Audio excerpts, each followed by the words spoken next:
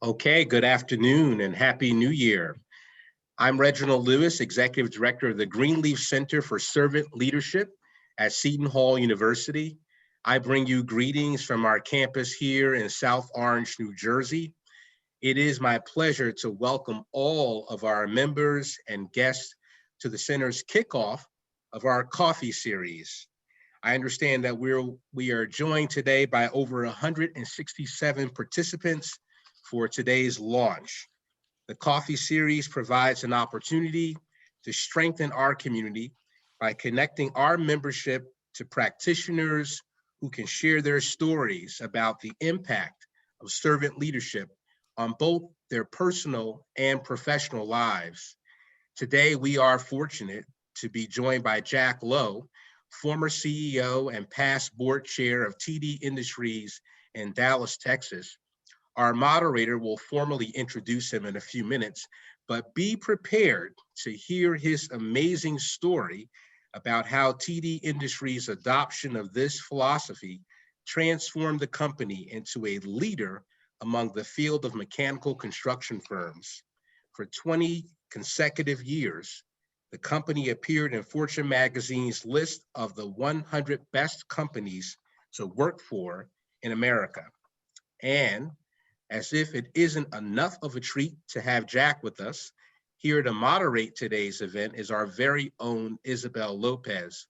Isabel is a faculty member of the Center's Greenleaf Academy, where she has taught our Foundations in Servant Leadership course for a number of years. A former corporate executive, Isabel has an extensive background in human resources, labor relations, strategic planning, quality measurements, and organizational development. If you've ever read her publication, The Wisdom of Servant Leadership, you know of her gift as a storyteller, and she can tell a good one. She also has clever ways of pulling stories that are just as good out of others. So let's begin. The mic is yours, Isabel. Thank you, Reggie, and welcome to everyone that has joined us today, and especially welcome to you, Jack. I do want to tell the participants that we will be taking some questions at the end. So as questions occur to you, if you will put them in the chat box, we'll be monitoring those. There will also be a resource page that you can download that will be in the chat box that will give you some further information, well, a more extensive bio on Jack, myself, Reginald, and some other resource links. So it is my pleasure. Well, no, really, Jack, it's my honor to be here with you today. And I met Jack years ago when he was on the board of the Greenleaf Center. And then when he was the chair, I think he was the chair for about 10 years. And in that time, I came to know about TD Industries. I remember seeing a Frontline documentary at one time. This is years ago. And it was done by a public television station. And the reporter was, I think, from Houston. And they interviewed people, they talked about the company, and it was just an amazing piece. It was about an hour long. And one of the pieces that I really remember about it was this construction guy out in the field wearing a hard hat, and he's being interviewed. And he says, well, you know, there's love with a Texas accent. I don't have a Texas accent, okay? But he had one. And he said, well, you know, there's love in the office. You know, they see each other, they go to lunch, so there's a lot of love there. But out here in the field, what we have is respect. What we have is respect. And then he got this sheepish look on his face and he said, well, there's some love out here too. And I loved that piece. I've always loved that piece in that piece. Obviously, it's been years and I still remember it. So I thought, wow, an organization that enlarges and liberates those who work there. And I know one of the people that has helped make that happen. And that's you, Jack. Lowe. Under your guidance, that the company was affirmed not only within, but from without, as Reggie mentioned, the honors that the company has received from 100 Best Companies of America to work for, the multiple awards. I could go on about all your awards. I could go on about all the boards that you have served on and made a difference in, but that would probably take us the whole hour that we have. So I'm not going to do that. I'm going to refer people to the bio that is on the resource page. But I do want to tell you what does remain for me about having known Jack Lowe over the years. It remains with me his absolute kindness, his humor, and his humility. And I'm so pleased that you're here, Jack. Thank you, Isabel. Ready for me to go? Yes, please go. Okay, well, good, thanks. Well, it's great being with everybody today. I want to tell you a little about TD Industries. First, tell you who we are is more important than what we do. Our mission says we are committed to providing outstanding career opportunities by exceeding our customers' expectations through continuous aggressive improvement. The reason TD exists is to be a great place to work. We can only do that, though, if we're doing a great job at taking care of our customers. We can only do that if we're always trying to get better. So that's where our mission statement comes from. And then I want to share our core values with you. Build and maintain trusting relationships. Fiercely protect the safety of all partners. We refer to our employees as partners because they own the place. The company is widely owned by the employees through an ESOP. And our safety record is much, much better than the industry average and still getting better. Lead with a servant's heart. Passionately pursue excellence. We're always trying to get better. We're never satisfied with where we are. I say we, I'd retired 16 years ago, but they. And then finally, celebrate the value of individual differences.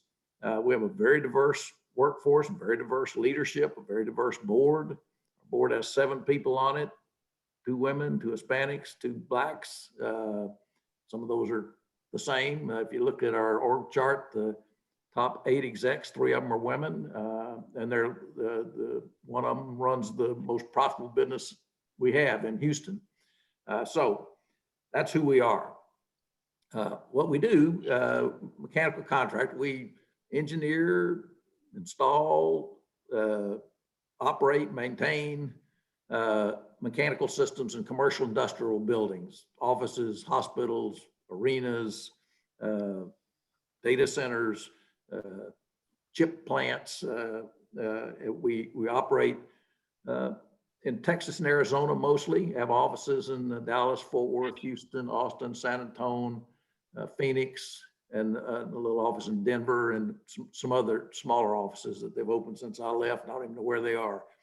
Our revenue last year were about 600 million, close to 3,000 partners, employees.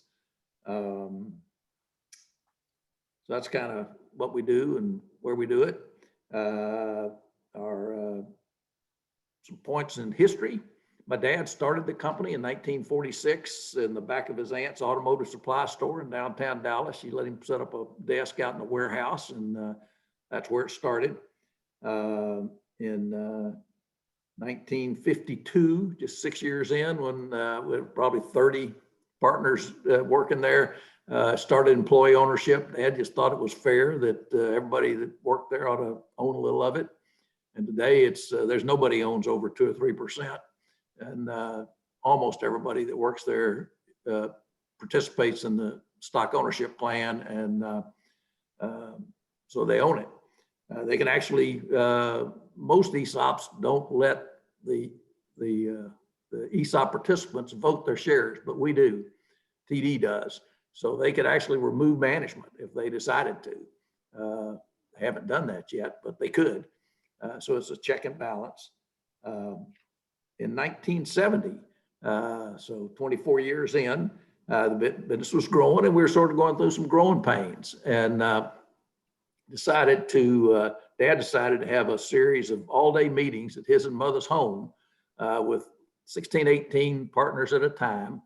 Mother wanted to do it, every day for 3 weeks because they had to keep rearranging the living room to make a circle of chairs. But Dad said, no, I need some time in between these get-togethers. So he would get those folks together, and it was a random cross-section of the company. It wasn't one department than the other one. Only criteria was you wouldn't be there with your immediate supervisor. And Dad had stumbled across this little pamphlet called The Servant as Leader. And when you got your invitation to come to these all-day meetings, that pamphlet was in there. And he said, this is one of the things I want to talk about. So probably over the course of a year and a half, they talked about that for maybe an hour or two. It wasn't the whole thing. But one of the things that sort of came out of these discussions was that we've been promoting people to leadership roles. The best plumber would become a plumbing foreman, the best engineer would be the engineering manager, the best salesperson would be the sales manager, the best accountant would be the accounting manager, et cetera. And while they had tons of training and experience in their technical field, they didn't have any development around leadership. And as complicated as plumbing and accounting and engineering are, they're not near as complicated as people. So we decided we needed to start doing some leadership development built around this idea of servant leadership. We didn't fully understand it. We didn't know how we were going to do it, but we started, and we've been at it for 50 years now. And we haven't produced one perfect servant leader yet, but we're a lot better than we were. And we've done tons and tons of training. In fact, Bob Greenleaf the author of The Servant as Leader. Bob and Esther came down several times and talked to groups of people. We're just sort of trying to figure out what to do. Finally, my mother introduced Dad to a lady named Ann McGee Cooper. And Ann, Dad asked her, she was a teacher and a professor, and Dad asked Ann if she would read that pamphlet and see if she could develop some leadership development around that. And she did, and until she died a few years ago, she was a big part of helping us develop that leadership. Then in 1980, my dad died after actually the stress of chairing a task force to desegregate Dallas schools, which happened successfully and peacefully under his leadership. But a few years later, he died at the age of 67. So suddenly this young punk was CEO.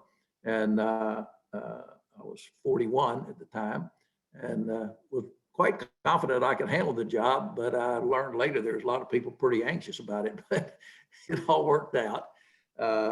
Then in the late 80s, there was a total collapse of the economy, particularly hit Texas particularly hard. And in Texas, all the banks were state chartered. There was no national banks in Texas. And of the 10 largest banks in Texas, 9 of them failed, went broke. Of the 10 largest mechanical contractors in the country, 6 of them were headquartered in Texas, and we're the only one that survived. So it was a very difficult time. And we had owed the bank $15 million, and the bank went broke and the government took over. So we owed the government $15 million, and they were not our friends at the bank. They were a collection agency. So it was a very stressful time. But one of the things that we did a lot of things, but one of the key things that got us through it was that the partners took, excuse me, a third of their money out of their retirement account and invested it in the company. And that was almost $1.5 million, and that saved the company. So we were really in this thing together. So that was the late 80s. In 2004, I retired, and one of the things I'm proudest of in my career is the succession plan. Harold McDowell succeeded me, and the business has done just great under his leadership. I mentioned that we did $600 million in business and almost 3,000 partners, and that the reason we exist is to be a great place to work, but it's also a very profitable business. The stock price has compounded at about a 10% annual rate for 20 years. So it is not just a there's love, but there's also a successful business in it. So that's sort of a not too quick, but fairly quick history of who we are, what we do, and how we got here. Thanks, Jack. So how do you think servant leadership itself made TDI better? I mean, obviously your father was attracted to it. And so how did that make a difference, do you think? How did it make a difference? Well, we just became better leaders. One of the things that we say at TD, if you want to work there, you got to do two things. One, you got to produce business results, whatever your responsibility is, sales, productivity, safety, whatever your responsibility is, you got to do a pretty good job of that. But the other thing you got to do is help those around you grow. And everybody's expected to do that. We'll do a lot of training and coaching and development around both those things. But if you can't do both those things pretty well, you can't work here. And we've terminated very profitable executives who didn't help people grow. It's just who we are. And a pretty good definition of a leader is somebody influences others, and that's everybody. Whether you supervise anybody or not, you influence those around you. And so we expect everybody, whether you supervise anybody or not, to help those around you grow. And so I don't know, does that sort of respond to your question? I can't remember what you asked me. Yeah, thanks, Jack. And oftentimes I get questions about, well, when you talk about servant leadership, what is it that you're really talking about? People seem to not quite grasp it sometimes, or it's hard to talk about it. So what do you say when you get asked that question? I'm sure you get asked that question. Sure. Well, I think it's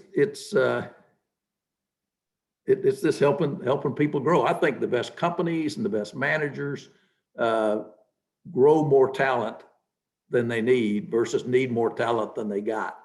And that they're net exporters of talent, that you're growing people and that they're getting stronger, more able to be a leader themselves. They're more able to, another pretty good definition of leader is somebody that has willing followers. That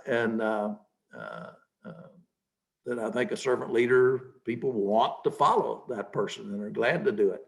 Not on everything, not about everything, but it's not, well, I've been involved with it so long, 50 years, it seems it's not certainly it's loving, but it's not not holding people accountable for producing business results and for helping people around you grow. Another question that I sometimes get, and so this is a great opportunity to ask you some of these questions, is, well, it's just a soft kind of philosophy. It's too soft. I mean, what do you respond to that? No, it is not. It's hard. It would be easier to be a dictator than it would be to be a servant leader. It takes commitment, it takes time, and it is not holding others accountable, not just, got, as I mentioned, terminated some execs that are still friends of mine. I love you and I'm gonna miss you. You can't work here. You don't fit. You're not helping people grow. In fact, you're causing people to back up. It is not, in my view, soft. It's kind, it's loving, but it's very much accountability too. So, Jack, you've been in this for a long time. So what has kept you committed to servant leadership in both your business and personal practice? What's kept you going with it? Oh, well,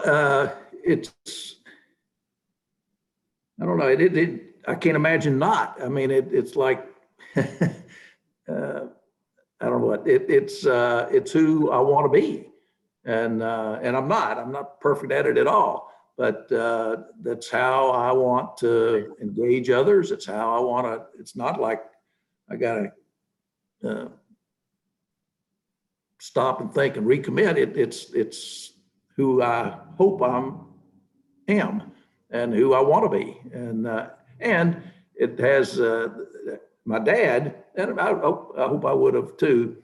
Dad, when he first started the business, thought we're going to be a loving place, but we're probably not going to be very profitable. We're probably not going to be able to pay top wages, but we're still going to love one another. Over time, we came to more embrace what's his name? I can't think of the guy. Jim Collins says the genius of the and versus the tyranny of the or. We're going to be a loving place, and we're going to be profitable, and we're going to pay top wages, and not or. So it's I can't imagine doing anything else. And I don't think the partners at TD can imagine doing anything else. That's who they are. That's who they want to be. And one of the neat things, sort of on the side, we used to have when Ann McGee Cooper do these day-long leadership development classes. We would follow up in a few months and sort of see how things are going. And often people would say, it made me a better spouse. It made me a better parent. I thought, wow, that's pretty cool. That's better than being a better plumber. But they're a better plumber too. We have a couple of questions that maybe fit in here. How have you included your family in the servant leadership journey? I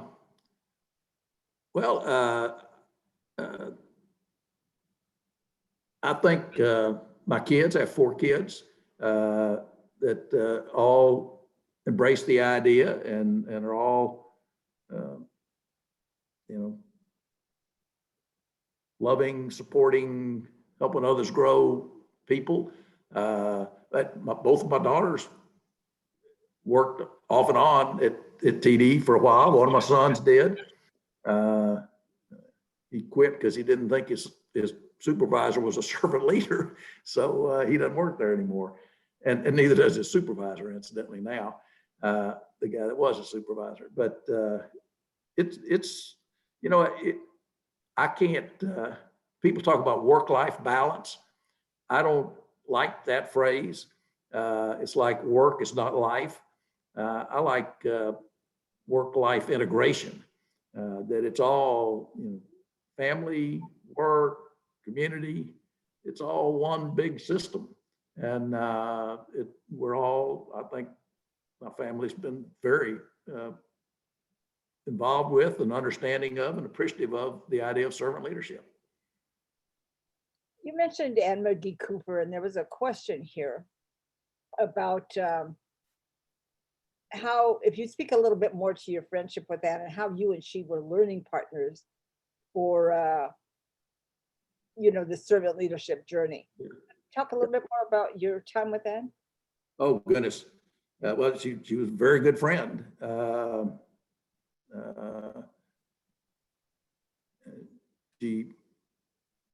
We worked together on a number of things. TD was the first company to embrace servant leadership.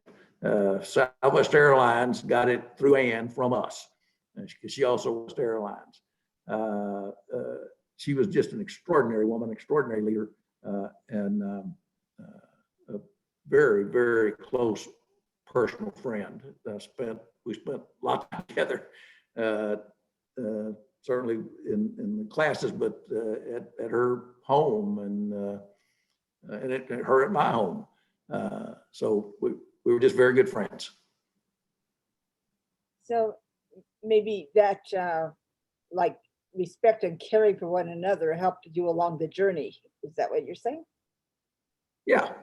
One funny story about Ann. When we first brought her on, we went up to, she wanted to meet Bob Greenleaf. So she and I flew up to Philadelphia and went out to where they lived, out on a retirement community. And she kept asking him all these questions and he wouldn't say much. And she kept prying. Finally, he said, Ann, one of my beliefs is, or one of my filters is what I'm about to say really going to improve on the silence? And if it's not, I'm not going to say it. So I said, okay. Now she was, 45 years old at the time. Oh, okay, I get it. Yeah, Anne was a good person for sure. One, And being one, a part of servant leadership. yeah. Yeah, for sure. She made a difference to a lot of people. So a question here is also about a couple of college freshmen watching this program with Douglas. And he's asking, what are a couple of first steps for them to move toward being a servant leader? Someone starting out, what would you suggest?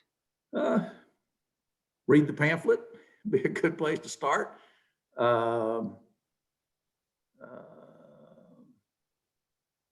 There's lots of leadership books. Stephen Covey is very much. The Greenleaf Center used to have an annual conference, and Stephen would come every 3 or 4 years to speak to it. And his typical fee, I think, was $75,000, and he didn't charge us anything because he thought he owed that debt to Bob Greenleaf. Peter Drucker also owed a debt to Bob Greenleaf. But back to the college freshman, I would just try and read some material, maybe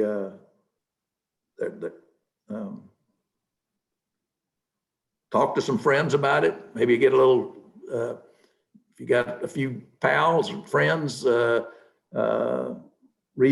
the pamphlet together and talk about it. Try experiment or try thinking about it as you interact with the students. Maybe you're involved with something at the campus. It's a journey. It's not go to a 2-day course and you're done. But the earlier you start, the better. Thanks, Jack. And so here's a question about, probably some of the people that you would interact with a lot. Why do you think so many C-level executives misperceive servant leadership as too touchy-feely and therefore are too unwilling to embrace it? And that came also from David. Yeah, well, I think there's certainly a lot of people like that. We used to have people want to come talk to me about other chief executive officers or execs about our business success.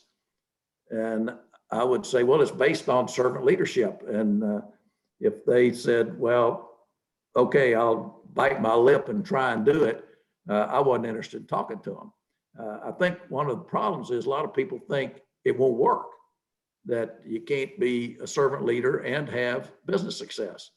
But I believe the truth of the matter is being a servant leader allows you to have even more business success. It's like it's a system, and it's to focus. For example,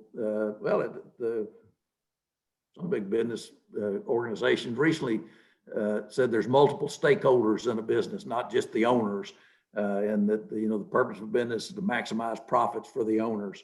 I think that doesn't work. It's like only focusing on your brain and not your heart, or your heart and not your legs. It's all connected. It's a system.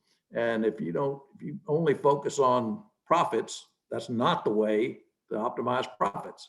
If you focus on the system, employees, customers, owners, community, it's all connected. And you can't optimize the system by only focusing on one part of it.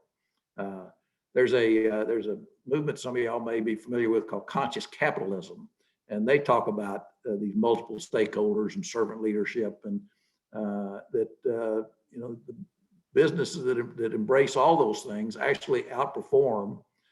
One of the things you mentioned, the Fortune 100 list. I know the people that put that list together, and they don't care anything about profits. But the truth of the matter is, if you look at the companies on that list, they outperform the stock market considerably. So being a great place to work is good for business. Thanks, Jack. So, some questions about how prevalent do you think this is, both in the nonprofit? Are you seeing a growth in, I see a growth in the interest of servant leadership. Do you see a growth in the practice of servant leadership just across our society? I mean, I certainly see a need for it. I think so. I don't have a survey that measures, how big is servant leadership in our country today. But it's certainly my experience. And of course, maybe the reason I see that is because things I get involved with tend to, well, no, I'm gonna take that back.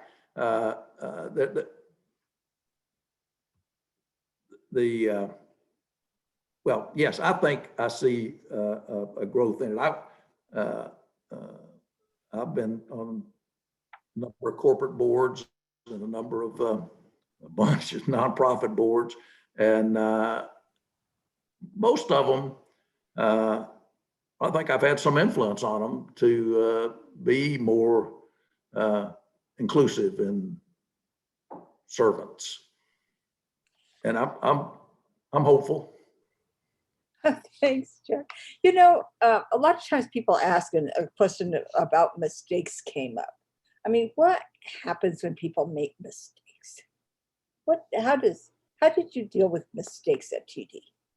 Oh, golly, I probably made more than anybody else, but everybody makes mistakes. Nobody's perfect. We're all humans, a bunch of mortals. But now you can't make them all the time, but certainly try and learn from them. Try and not blame the individual, but try and figure out what in our system caused that to happen. In the long haul, if you made too many mistakes, you couldn't work there. But most people don't make too many mistakes, and they learn from their experiences and they learn from their mistakes and go on. So let me look at a couple more questions here. Let's see here, Gregory Johnson is asking about, are there other leadership skills studied that reinforce and strengthen one as a servant leader? And you mentioned some Collins and Drucker, et cetera. I want to toss in a couple of comments on that. I always think of Greenleaf as like an umbrella leadership thinker.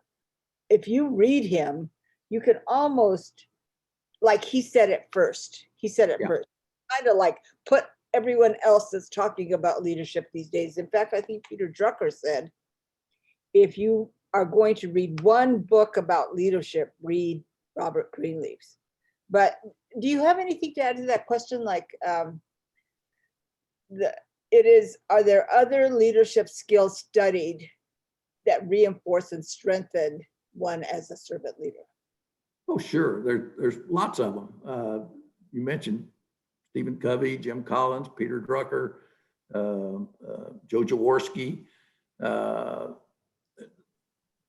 and most of the leadership books and speakers that I at least know and admire are attribute a lot of to Greenleaf. That's where it started. And Peter Drucker, we used to go up to a 2-day workshop at New York University, I think it was. And in the one of the towers that got blown down, the high rise. Anyway, it was there. And at the end, every year, Peter wrote a book. And when you went to this workshop, you'd get this book. And if you wanted to wait in line, you could walk up and get his signature, shake his hand. And so I did, and one time, and I said, Dr. Drucker, I understand that my friend Bob Greenleaf tells me he knows you.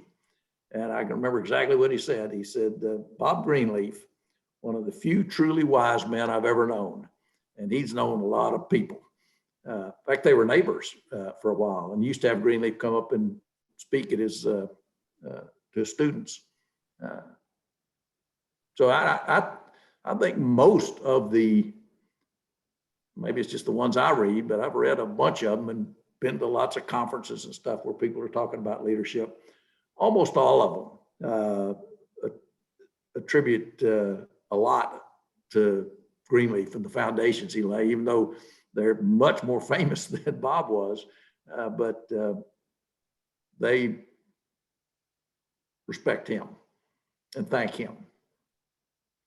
I saw a question up here, I lost it, but it was, I think it came from Jenny, asking if you would talk about the role of trust in leadership and how you develop that.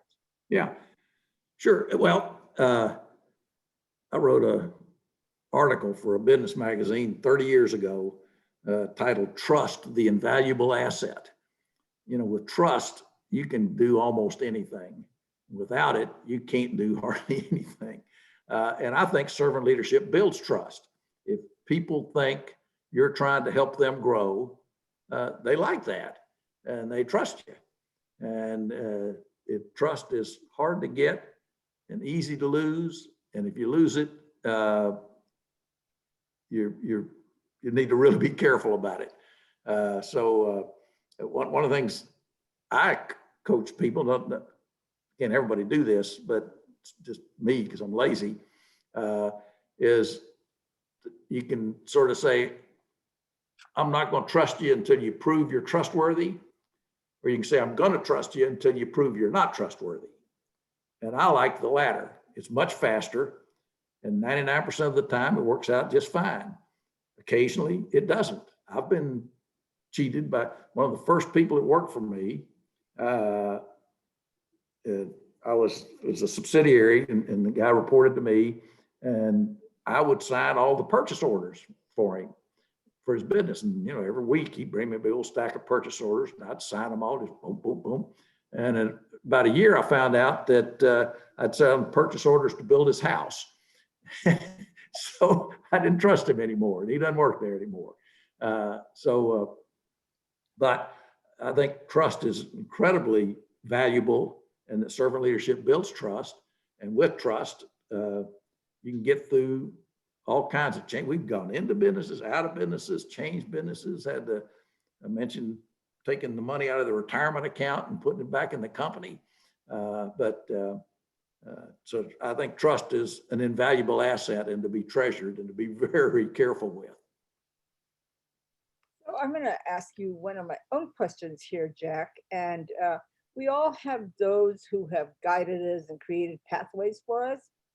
And I was thinking that maybe your father was one of those people for you. And I was going to ask you if you would tell us more about him.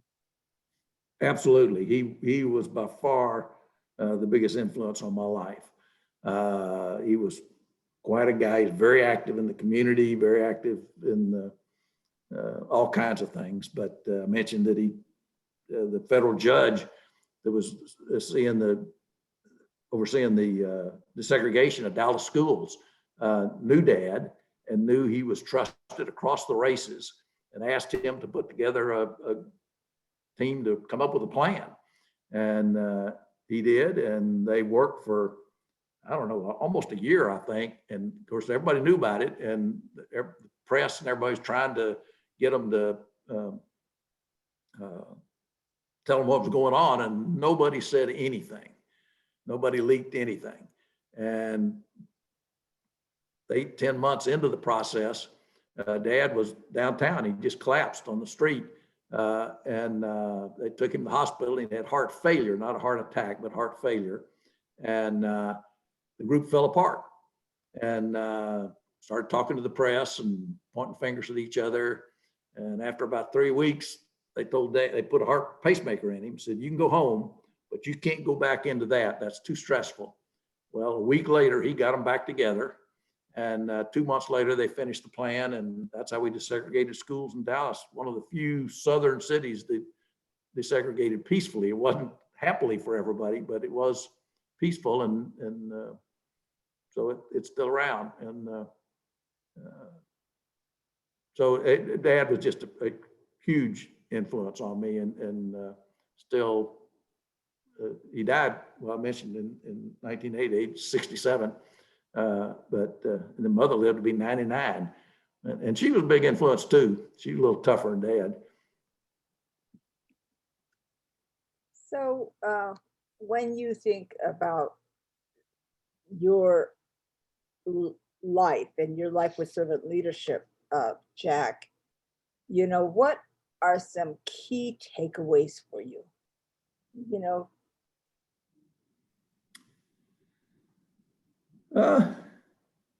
You know, I feel pretty good about some of the stuff I've done, things I've been involved with. I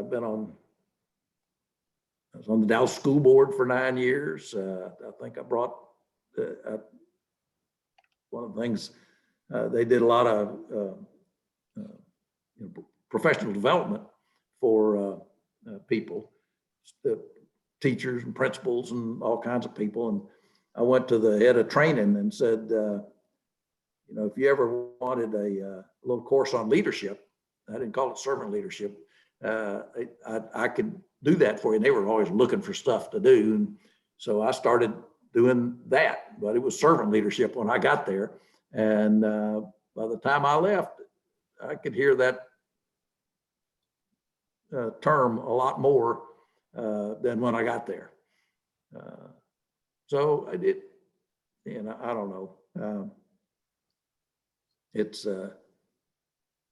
I have decided to retire. I told you I was proud of the succession plan at TD. A few years ago, I was having trouble sleeping at night, thinking about all the things that are going on in the world, and I got to do something.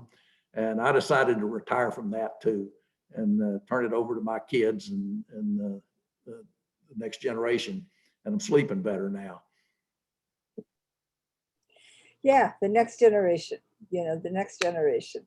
And so what makes you smile when you look back at some of those things, Jack? Oh, family, friends I've got at TD, and the two other key execs that were there. We sort of spent 40 years together there. We still have a 2-hour phone conversation every other week. We're just friends. First, I smile at my kids and my grandkids, and what the success of the business. I had heard the other day, we had a fellow had been there, I think upwards of 40 years, but started as I think a plumber's helper, moved up to being a superintendent, but he was always never in the office, in the field. Maybe a little love out there, she said. But he retired here a couple months ago, and his retirement account had $2 million in it. So lots of people have had better spouses and better parents and better friends and better partners. And it's also paid off. I like all that. I remember oftentimes watching you speak at the conference, and I think you had those executives with you sometimes that you were, and the stories that they would tell, and I can remember one particular piece, again back to that documentary, where one of the supervisors is talking. He said, you know, when they tell me they think that this machine will work better this way, he said, and I think maybe it won't, but I'm not the one working it.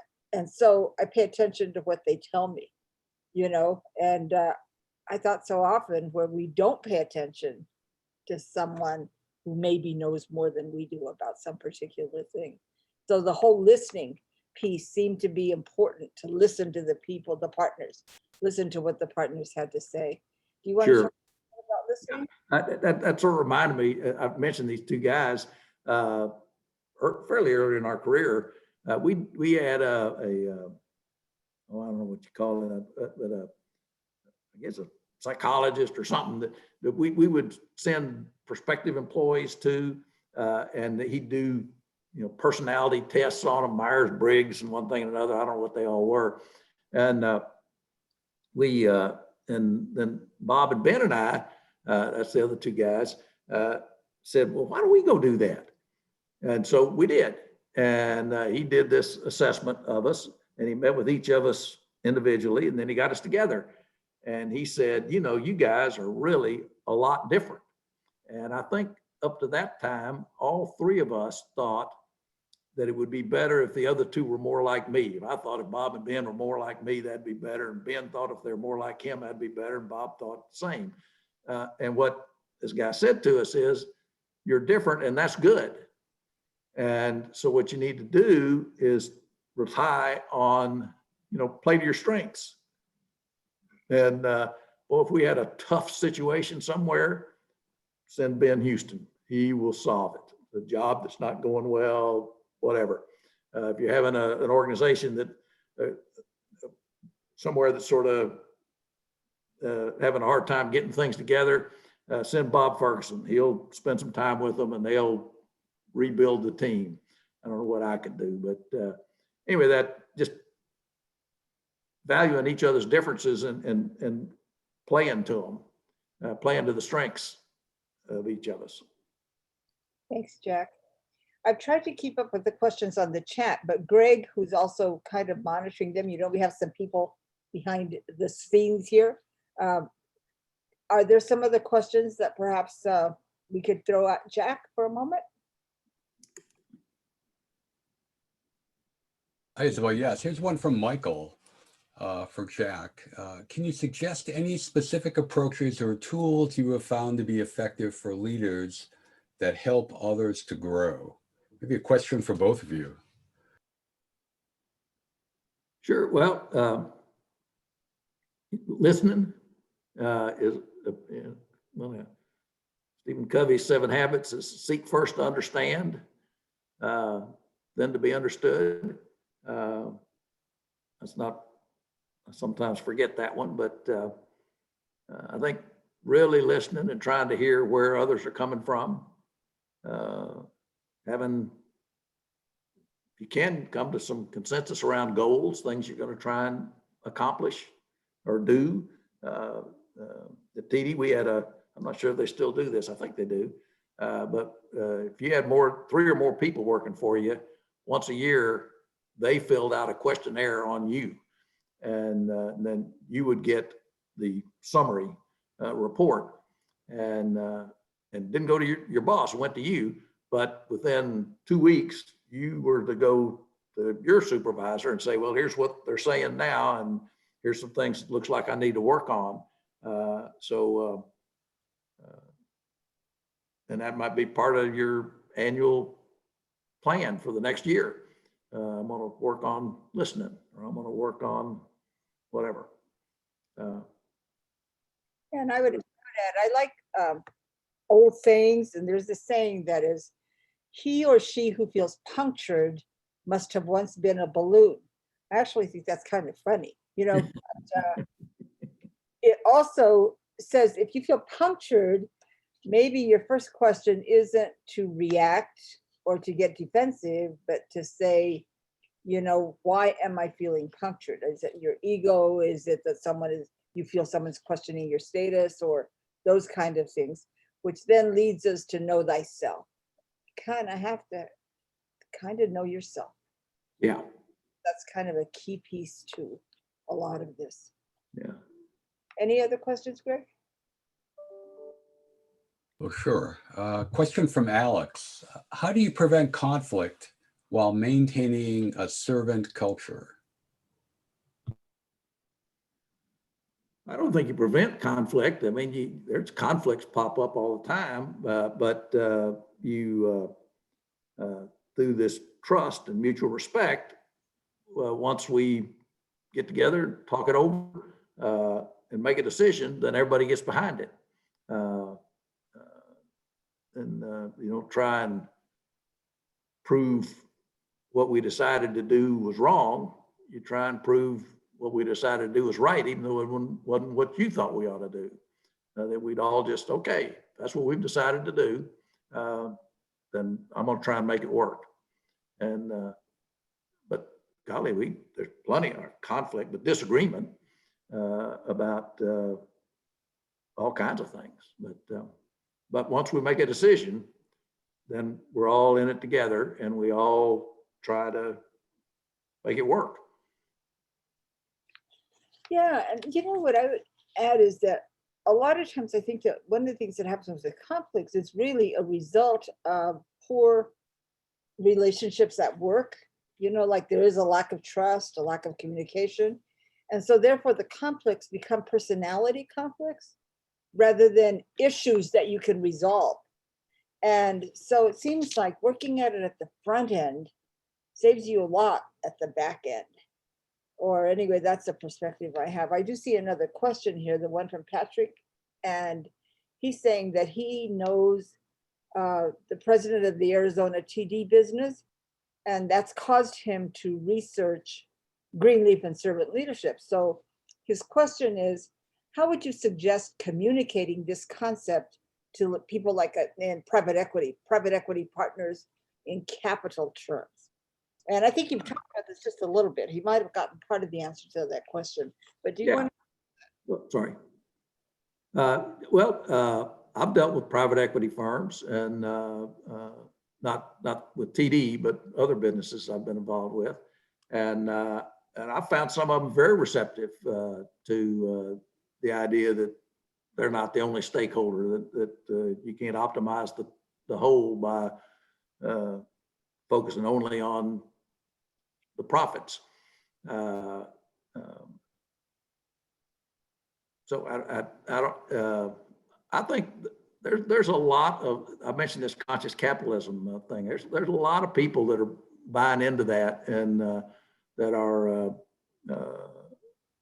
thinking this is good for business, and it's not. I mentioned earlier, I don't like it if you say, all right, I'll bite my lip and act like a servant leader if it'll make me more profitable. If you say, no, I thought I couldn't do that, but I can, and it works. This is great. I love it. So I think once people realize it actually works better, they're pretty open to it. So do you have any final comments you want to make, Jack? No, thanks for letting me visit with you for a while, and thank you, Isabel, for being my friend all these years. And I think if you're in business or in any organization, that you can do better embracing servant leadership than you can not embracing servant leadership. It's a win-win. It's a happy coincidence. I know my dad would have. I think I would have too, even if we couldn't have it as profitable a business. But I think, in fact, the happy coincidence is you're better off with it than without it. Yeah, I agree with that. And so I take from this time with you, Jack, again, the power of servant leadership and the real elegance of those who believe and practice this, like you. I mean, you're just really elegant about your conversation about it, your belief in it. And I also truly am grateful for knowing you. So this has been a pleasure, a real pleasure. Thank you. I think that is one last thought. I think most people would like to live a loving, helping life, but they think, well, but that won't work in business, or that won't work in whatever I'm involved with. And the truth of the matter is, it will.